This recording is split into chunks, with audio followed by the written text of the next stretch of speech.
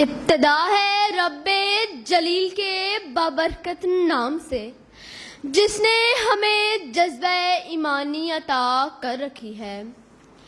صد علی وقار، آج مجھے اس بزم خیال آرائی کے لیے بلایا گیا اور اظہار خیال کا موقع دیا گیا تاکہ میں اقبال کے شعر کی گرمی کو آپ کے لہو میں اتار سکوں۔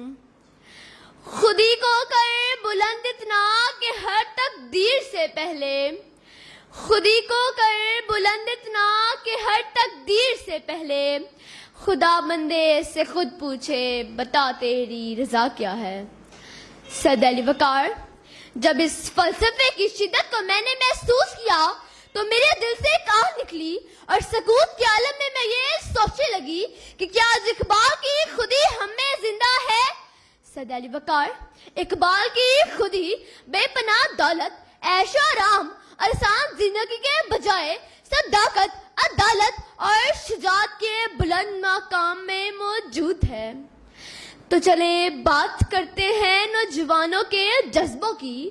تو کیا ہماری خودی اقبال کی اعلیٰ معیار پر قائم ہے یا ہماری خودی معیار کا جنازہ نکال چکی ہے؟ صد علی وقار، یہ ہماری خودی اس وقت کہیں کھو گئی تھی جب ہماری شرفا کی بیٹیاں فیس بک اور ٹک ٹاک استعمال کرنے لگی تھیں، تو ہماری خودی کا کیا معیار ہوا؟ صد علی وقار، آج ہماری خودی مسجدوں میں سر کٹوانے کو تیار ہے لیکن مسجد جانے کو نہیں۔ آج ہم نبی کریم صلی اللہ علیہ وسلم کا نام سن کر جھوم جھوم جاتے ہیں لیکن ان کا حکم ماننے کو تیار نہیں۔ جناب صدر، یہ اقبال کا وہ دیش تھا جہاں اقبال نے نوجوانوں کو شاہین سے تشبیہ دیا اور خودی کو اللہ کے پردے کے پاس پہنچایا کہ خدا بندے سے خود پوچھے بتا تیری رضا کیا ہے۔ مگر یہ وہ دیش ہے جہاں لہلاتے کھیتوں سے آج بھی دہقان کو روزی میسر نہیں۔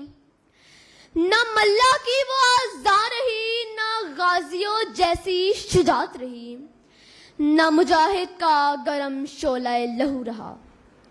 جناب صدر، میں اپنے خیالات و احساسات